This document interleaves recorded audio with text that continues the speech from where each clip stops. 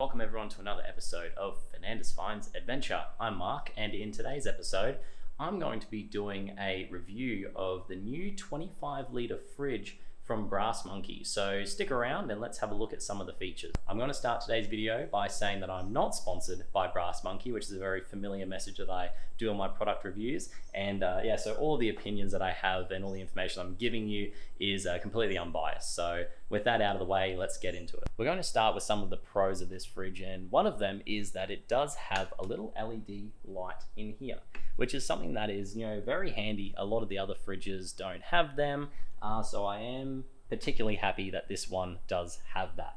It also has a little section as well, separate from the fridge, to put just things like maybe some fruit, like bananas and things like that. So the first pro that we talked about was the light, which I find incredibly handy.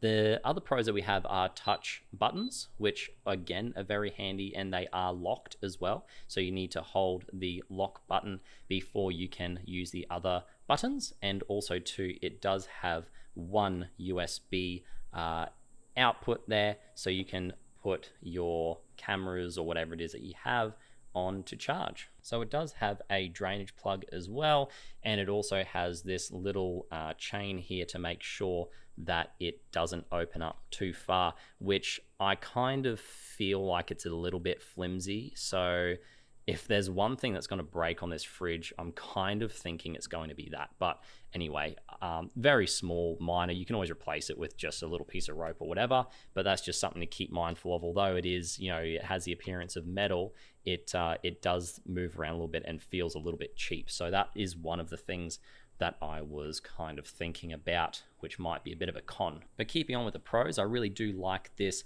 I think it's aluminium outside here. Is quite firm, and I think that it just looks a little bit nicer than your usual plastic outsides that Brass Monkey has had on their fridges before. So like I said, this section here actually is surprisingly quite deep, so that is a positive as well. And I did notice though, so something to keep in mind is that this section here doesn't seem to get as cold as this section here.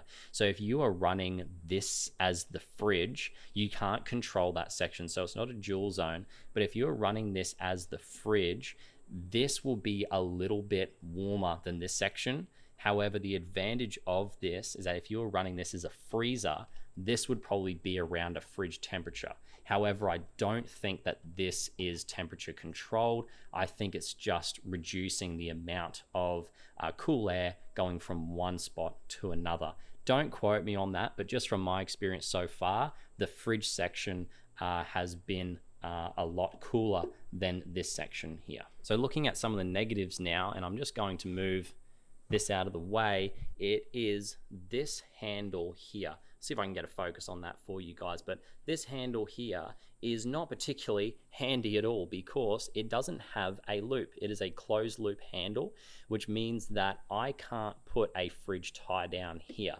Now the other side is the exact same story, but also too, because this lid opens up fully from one side to the other, or almost to the other side, you've got your buttons here.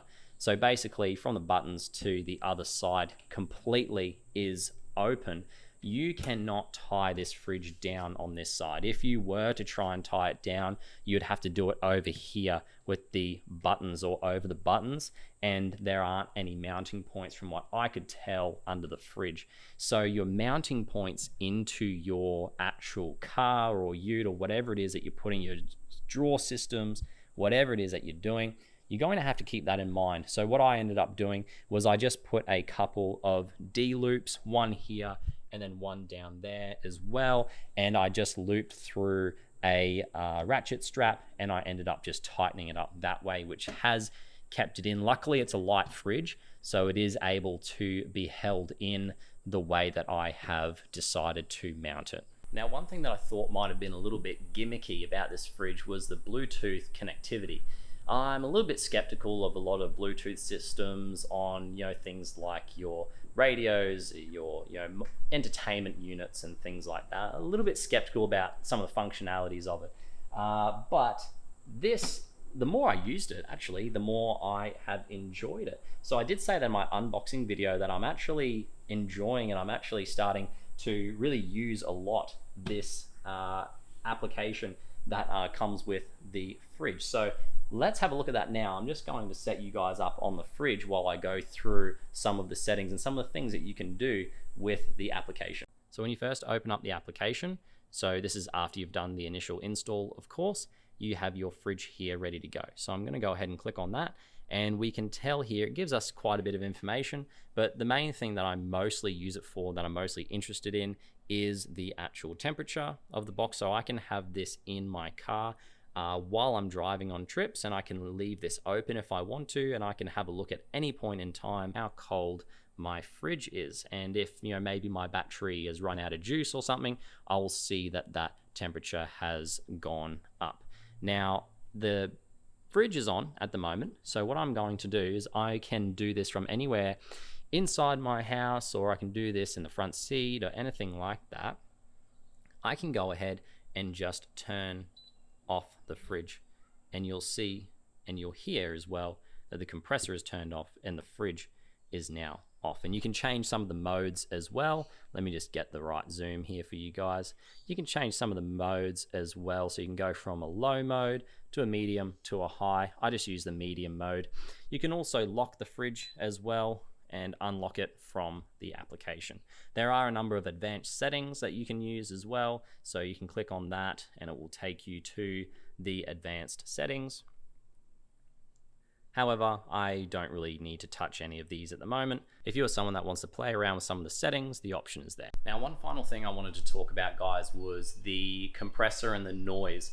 The fridge is a little bit on the noisy side, to the point where I can hear the compressor and that while I'm driving. But if I'm being completely honest, I have never had a fridge in my car before, so I don't actually know how it compares to any of the other fridges.